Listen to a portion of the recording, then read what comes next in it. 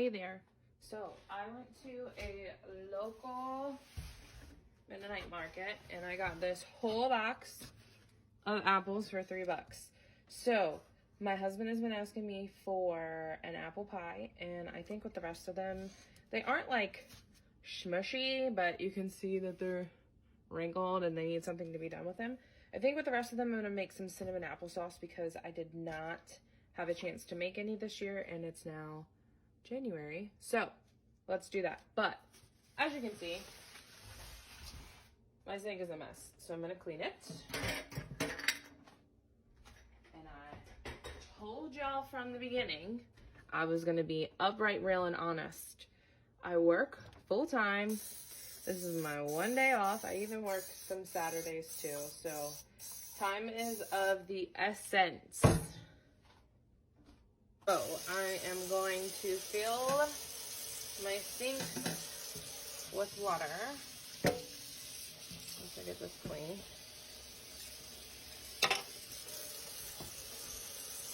Water and vinegar, and let these bad boys sit.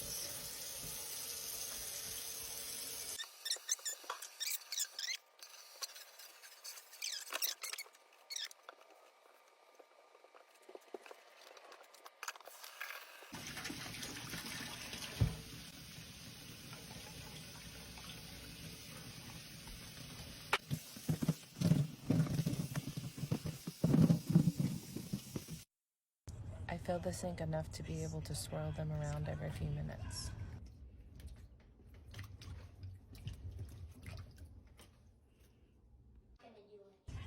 For the first part, I'm slicing the apples for apple pie. I cut enough today for 2 pies. If you need a good apple pie recipe, go down on my page. I posted a video a few weeks back. Then I recruited some helpers. Slice your finger open. No. Like this. And you do it towards you.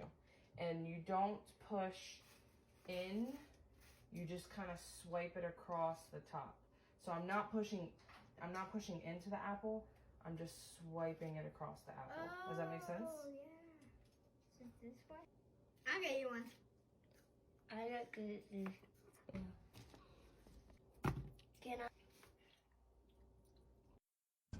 To make the applesauce, I'm slicing, cutting, and coring the apples and tossing them into a pot.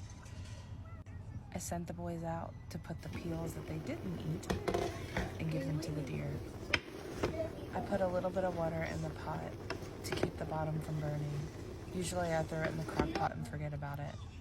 But I didn't have a whole lot of time tonight, so I put them in the pot on the stove, and it only took about 20-30 minutes for it to be soft enough to blend. Then you immersion blend or throw it in a food processor until you get your desired consistency. Wash your jars, wash your lids and rings. Pour the applesauce into the jar. You can do a 1/4 to an 1/8 inch headspace with applesauce. I had some extra that didn't fit, so I just put it in a jar and I'll toss it in the fridge to eat. Tap down, swipe to get away any bubbles. I misplaced my debubbler. I gotta find that thing, so I just used a skewer here. Wipe the rims with vinegar. Then you're gonna put on your lids and rings. Load your canner. I can on a double burner propane stove that my husband researched and found for me. I have a glass top stove and I have canned on it before, but it's not recommended. And there was a questionable incident one time that warranted the purchase of the stove. Bring the water to a rolling boil, set a timer for 20 minutes. Pop the lid, let it rest for 5, then pull them out of the water and let it rest for another 5 minutes.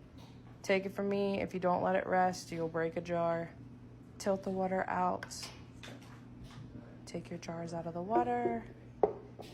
Then you're gonna bring them inside, let them cool for 24 hours. You can see that that one dented. It's because I tightened the lid too tight. But you'll see that it even suctions down, so it doesn't matter. It's sealed.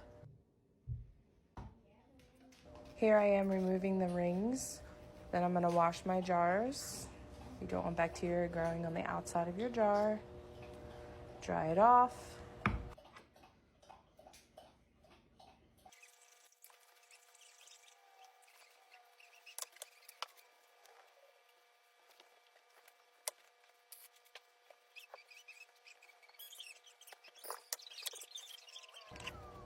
Look at that beautiful jar. I'm what you call a rebel canner and cheap, so I reuse my lids, and you'll see me marking down that this is the second time that I've used these lids. Then I label my jars with masking tape. Sometimes I'll write it right on the jar, but it's one more thing you have to wash off. You'll see when I go to put it away, my bone broth I wrote directly on the jar, and it does wash off. Then I put them away in what I call my pantry. Mine, I can see your hair. Okay. Now you messed up the video. It's not messed up. You done? Yep. Mustard. Mustard.